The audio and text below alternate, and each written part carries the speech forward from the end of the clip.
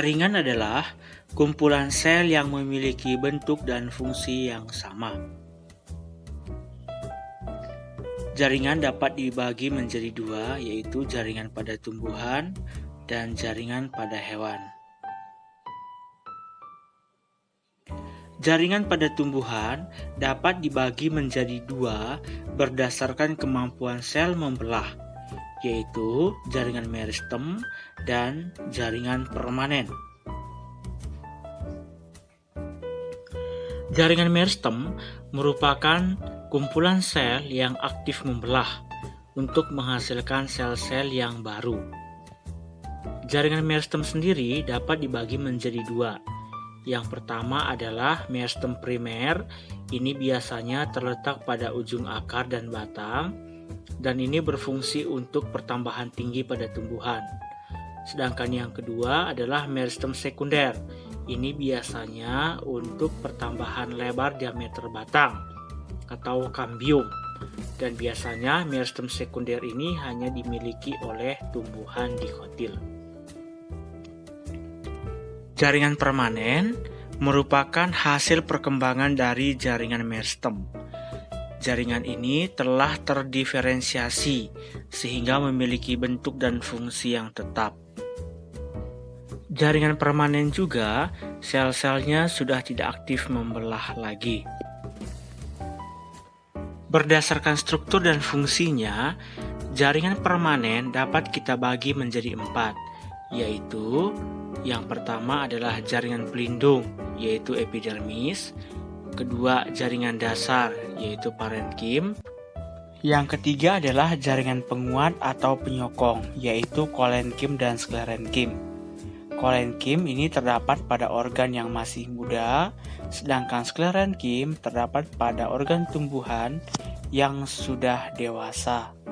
Yang keempat adalah jaringan pengangkut, yaitu xilem dan floem.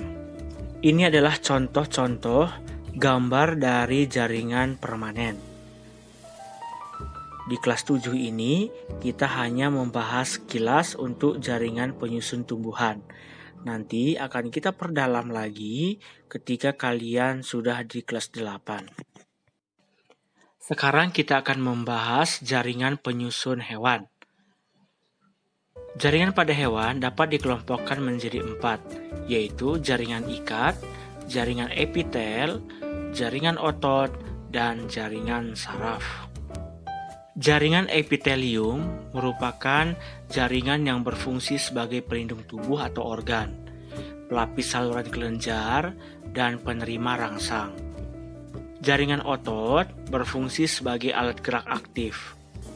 Jaringan saraf berfungsi untuk menerima dan mengirim rangsangan. Jaringan penyokong berfungsi untuk menopang tubuh. Jaringan penyokong ini dapat kita bagi menjadi 5. Yang pertama jaringan ikat, yang kedua jaringan tulang rawan, yang ketiga jaringan tulang keras, yang keempat jaringan darah, yang kelima jaringan limfa. Jenis-jenis jaringan penyokong ini akan kita bahas pada materi di kelas 8. Organ merupakan kumpulan beberapa macam jaringan yang saling bekerja sama untuk melakukan tugas tertentu. Organ sering sekali tersusun dari jaringan-jaringan yang berbeda.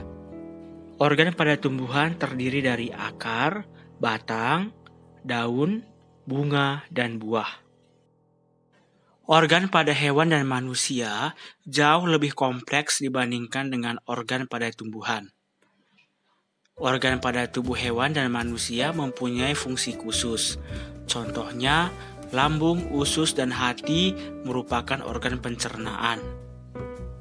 Alveolus, bronkus, trakea, dan hidung merupakan organ pernapasan. Ginjal, kulit, hati, dan paru-paru merupakan organ ekskresi dan organ yang lainnya. Organ-organ yang bekerja sama melakukan fungsi tertentu pada tubuh organisme disebut dengan sistem organ. Setiap sistem organ saling bekerja sama satu dengan yang lainnya. Jika salah satu sistem terganggu fungsinya, maka sistem yang lain pun akan terganggu. Ini adalah sistem organ yang terdapat pada manusia.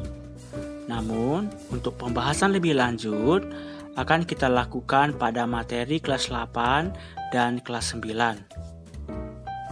Pada materi organisasi kehidupan, kalian cukup mengetahui jenis-jenis sistem organ yang terdapat pada tumbuhan, hewan, maupun pada manusia. Di akhir materi ini, kita dapat menyimpulkan bahwa ada tingkatan organisasi kehidupan pada makhluk hidup, mulai dari tingkatan sel, kemudian jaringan, organ, sistem organ, dan organisme. Demikianlah materi untuk organisasi kehidupan.